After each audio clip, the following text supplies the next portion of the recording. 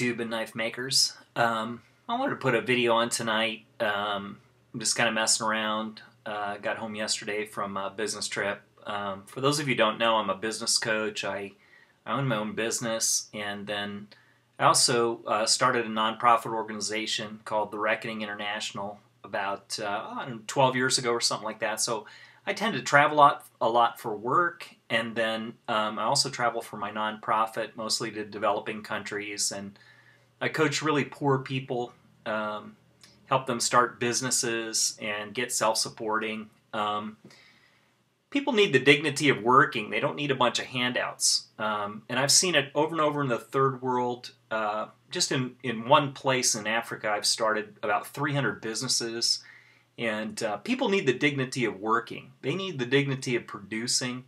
And I sure wish our country would understand that idea and put that into practice here too. But I guess that's for another video, some kind of rant or something. But I just wanted to put together kind of a random video of some stuff that doesn't really fit anywhere, but I kind of wanted to show some of my friends on YouTube, and some knives and some other stuff I've made and fooling around with. And then also, I haven't done any videos yet on this, but I love to barbecue. And I want to do a video about making homemade bacon because it's easy to make and it's so good. To my kosher friends, I'll do one on making homemade pastrami too, so you won't be left out either.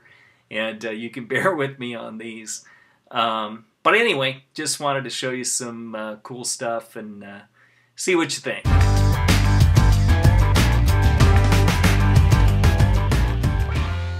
So I'm kind of new to YouTube. I tried to start a channel a while ago, and it just kind of was clumsy and didn't work, and then I discovered it, tried again and did better. And one of the things that I already love about YouTube and feel addicted to is that such a great community and people out there are willing to help you. I'm already a better knife maker because of things that friends have shown me.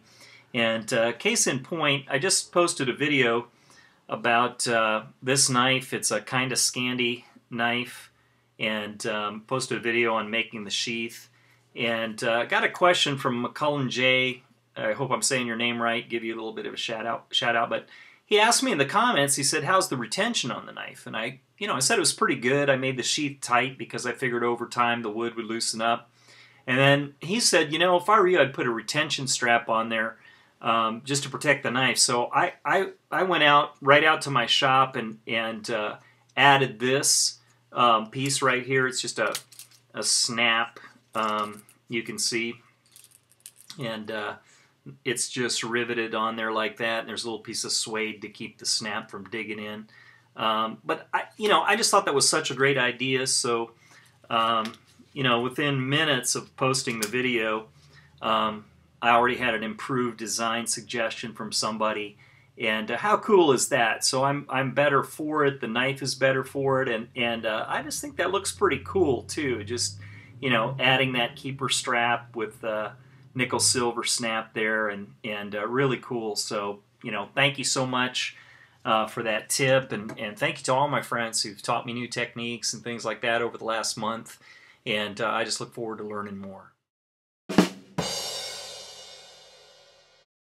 So I gave you a little bit of a teaser on the next knife that I'm going to show you on my last video. I made this knife last week before I left on a business trip, and just such a cool knife. It's just ridiculously cool. I've been working on some prototypes for I kind of want to make sort of a tactical knife, fighting knife, and it's a little departure from my style because I'm making a lot of hunters and stuff like that. But anyway, there's this knife maker that I really admire. He's a Russian guy. I believe you pronounce his last name Kondratiev. And I'll show you some pictures of his knives here in a moment, but they were kind of the inspiration. You'll see the similarity. It's not a copy. I made mine a little smaller, and you'll see it's different. And then I've got on paper some prototypes that kind of are similar, but have like a recurve and stuff like that. But anyway, here's the big unveiling. This knife, you guys, is so ridiculously cool. You can see there it's got Coca-Cola rosewood handle, so stainless lanyard hole, and then just some pins holding it on. I didn't try to make it beautiful. I just wanted to make it and start cutting and testing it.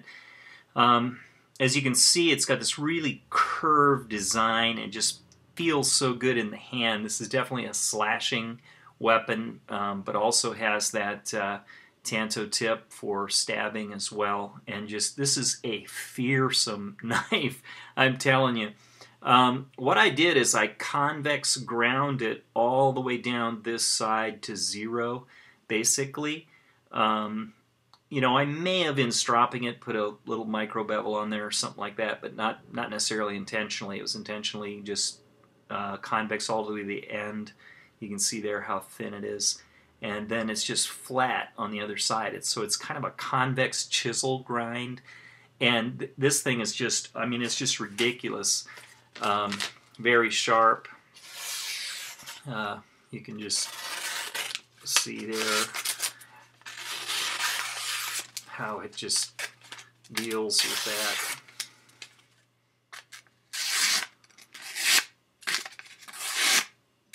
Anyway, I'm telling you what, it's so sharp. I've kind of cut my skin a little bit. I didn't bleed, but just got some little flaps of skin accidentally with this. But this thing is so cool, and you kind of stay tuned for some, like I said, some prototypes that I'm going to be making. I've got some really cool A2. I want to make some A2 knives just for fun, and I'll probably make some stainless ones as well. But very, very cool knife. Feels great, and just kind of wicked looking. Check it out.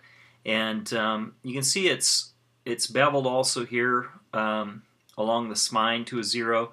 I didn't make this real sharp. It's sharp enough up here and on this kind of point of the tanto that if you backslash like that, it would definitely cut someone, but not nearly as sharp as the front. And just for safety's sake, in playing around, I've done that. But I'm going to be experimenting around with this and with this design, but it's just really cool, and I thought I would have to show that to you. Here's a shot of what some of those Condrat knives look like.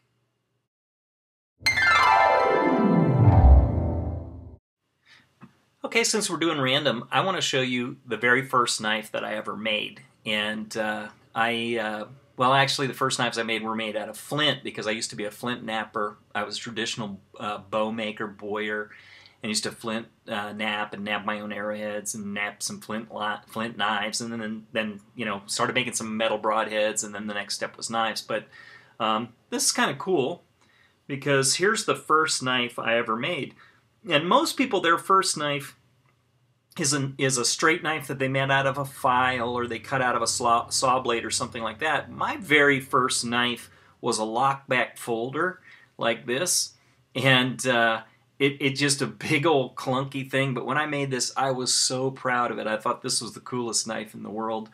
It locks open like that, and you can see it's convex ground. That was the first grind that I learned to make, and I made this knife about, had to be 15, 16, 17 years ago now, but the handle is made out of wenge, or wengie, some people call it. It's an African wood, you can see there, and I used a door kick and cut it up for the brass, and I didn't have any kind of grinder. I used files.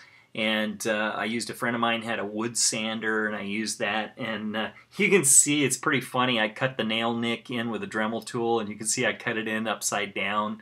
But that didn't matter to me. I thought this was the coolest thing that, you know, had ever existed in knife making. And I just showed it to everyone, and I'm sure they thought it was pretty ugly. But you can see I etched on there old number 1. And it actually does lock. I wouldn't trust my life or fingers to its safety. But that's the first knife I ever made. And I went the long route. I started making folding knives and then learned a bunch of bad habits and had to go back and make straight knives and learn to grind and things like that. But I've always loved making folding knives. And a lot of my knives that I show you on my channel right now are straight knives. I love making folders. And they're just so fun. So anyway, thought you'd be interested in that.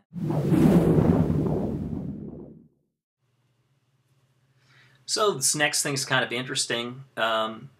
This is a little .22 caliber .22 long rifle pistol that I made. And you can see I haven't ground the pins down flat yet, but this thing's, works just fine. I've test fired it, and it's a single shot. It breaks open like this. You can see there's the little ejector, and I just made this out of metal that I had laying around my shop. It's pretty cool. Cocks like that. Fires. Just made a little brass sight on the top, and I bought a barrel liner and drilled out this steel and inserted the barrel liner in there, rifled barrel liner, and silver soldered it in, and just micarta handles that are screwed on there. And you can just see I made it out of scraps and pieces of parts of metal I had laying around, and it's just pretty cool little Derringer, and shoots just fine, and kind of cool, so I thought you'd be interested in that.